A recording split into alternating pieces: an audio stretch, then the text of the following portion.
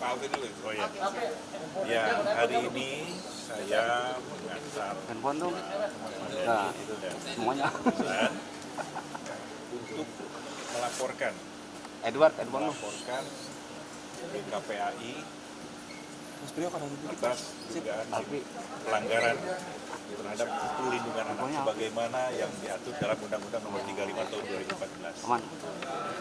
Jadi ada indikasi beberapa akun yang salah satunya itu ada akun Lita Official, ya, Lita Gading, ya. Di situ kita lihat di video yang beredar di masyarakat itu menampilkan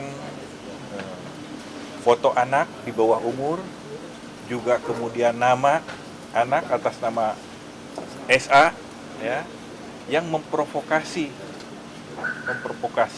persoalan-persoalan stigma orang tuanya dipersoalkan dan sebagainya, seolah-olah membenarkan tindakan netizen membuli anak yang bersangkutan. Dan ini sangat melanggar, ya, bukan hak anak.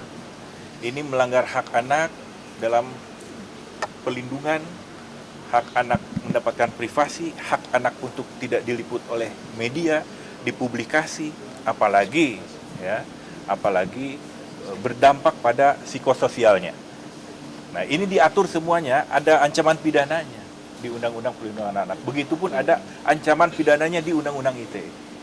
Ya, rekan-rekan nanti bisa lihat di pasal 76A, ya. Ancamannya nggak main-main, 5 tahun. Tapi sebelum kemudian mengarah ke sana, KPAI harus tahu dulu, ya, harus tahu bahwa bukan hanya persoalan anak Ahmad Dhani, tapi ini untuk anak bangsa, anak Indonesia. Ya, ini ada Bu Ketua KPAI juga, Bu Ayi. Ini bukan hanya persoalan anak Ahmad Dhani, tapi anak Indonesia. Masyarakat harus tahu, harus diedukasi, tidak boleh hak-hak privasinya itu kemudian dilanggar. Ya, tidak boleh dieksploitasi, baik itu fisik, identitasnya, baik itu melakukan kekerasan, itu kan ada fisik, ada psikis, ya. Ini masuk pada kategori psikis. Nah, ini yang harus kita selamatkan. Nggak boleh ini ke depan terjadi lagi hal-hal seperti ini. Ini perlu ada efek jera, apalagi yang berbicara orang-orang yang punya tingkat pendidikan tinggi, ya. Nah, ini hanya salah satu saja. Banyak itu netizen yang melakukan hal itu. Nah, ke depan selain KPAI, 2 hari dari sekarang saya akan melakukan proses pelaporan pidana ke kepolisian. Jadi ini juga sebagai somasi terbuka kepada siapa saja yang melakukan bully terhadap anak di bawah umur, khususnya ini anak Ahmad Dhani atas nama SA, maka kita akan proses secara hukum. Bukan hanya soal anak Ahmad Dhani, tapi ini anak bangsa, anak Indonesia. Jangan sampai tadi psikologisnya terganggu, psikososialnya terganggu. Demi apa? Demi orang-orang pansos. Ini kan orang-orang ini gila semua. Upaya pansos, dia tampil bikin konten, tapi dengan mengeksploitasi anak di bawah umur. Nah, ini tidak boleh terjadi. Itu saja mungkin pembuka dari saya atas apa yang tadi dilaporkan kepada, alhamdulillah kita diterima dengan baik, ya, langsung melalui proses pengaduan secara formal, ada petugas bagian pengaduan. Setelah itu bersilaturahim dan menyampaikan penegasan kepada Bu Ketua KPAI. Gitu. Jadi alhamdulillah telah diterima baik, dan tentu kami yakin komitmen KPAI akan menindaklanjuti, apalagi ini soal sensitif, soal anak. Mas Dhani silakan. Udah cukup ya. Mungkin dari Pak Bu Ketua dulu. Bu Ketua dulu. Nanti setelahnya Pak Dhani. Bu Ketua. Ya, hari ini kami menerima laporan pengaduan dari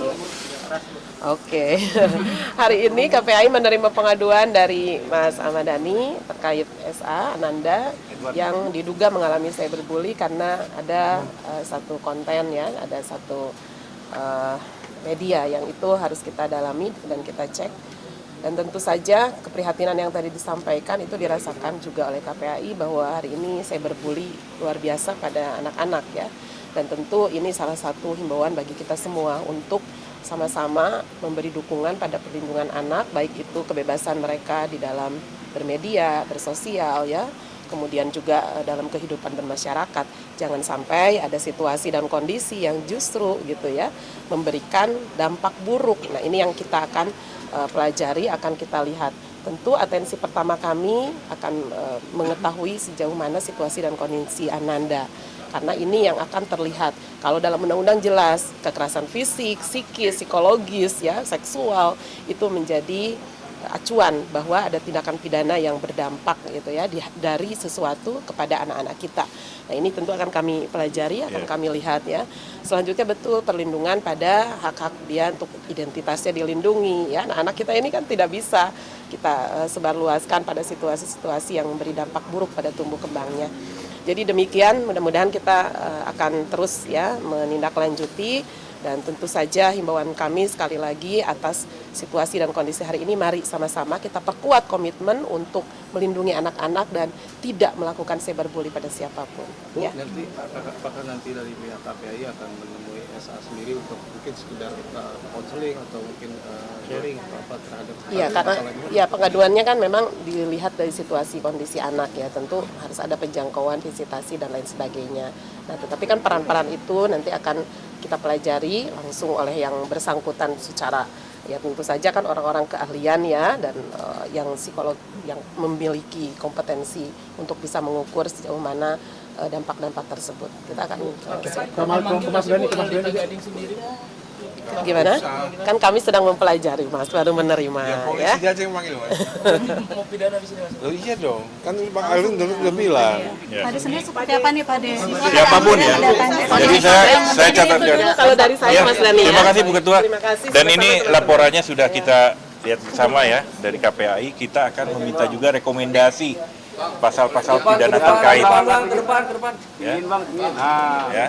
Ini laporan KPAI dan nanti pun biasanya ketika laporan di kepolisian akan dimintai juga rekomendasi dari KPAI. Dan kita sudah sampaikan bukti terkait foto, link, video ya. Karena apa? Bukan hanya aturan regulasi di Indonesia, secara nilai universal itu kita wajib melindungi anak-anak kita di bawah umur ini. Termasuk tidak boleh Stigmatisasi. menstigmakan ya perilaku orang tua terhadap anaknya. Misalnya bapaknya narkoba. Misalkan bapaknya kena kasus narkoba, terus dibully anaknya, nggak boleh. Jadi tidak ada korelasi dan kaitannya sama sekali. Dan ini menjadi nilai-nilai yang sifatnya universal, bukan hanya berlaku di Indonesia, tapi di seluruh dunia gitu. Nggak boleh distigmatisasi, itu nggak boleh seorang anak itu. Nah itu, jadi kita akan jaga, akan siap, ini somasi terbuka, siapapun, bukan tadi hanya satu nama yang disebut, yang diduga melakukan itu. Karena apa? Di linknya itu dia berani menampilkan nama anak. Selain nama anak, foto anak di bawah umur ditampilkan. Dan itu jelas-jelas masuk unsur pidana. Yang begini-begini akan kita proses hukum. Jadi siapapun nanti ada lagi yang muncul, kita laporkan. Tinggal tunggu saja, ya. Tinggal tunggu saja. Nggak boleh sekali lagi orang pansos mengorbankan, mengeksploitasi anak di bawah umur.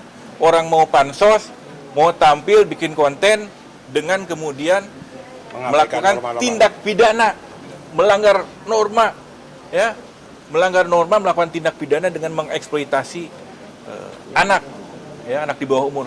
Berdampaknya luar biasa. Apalagi kita punya cita-cita Indonesia ini Indonesia emas. Artinya secara mental anak ini harus dipersiapkan. Nggak boleh ini terganggu psikososialnya. Oke, daripada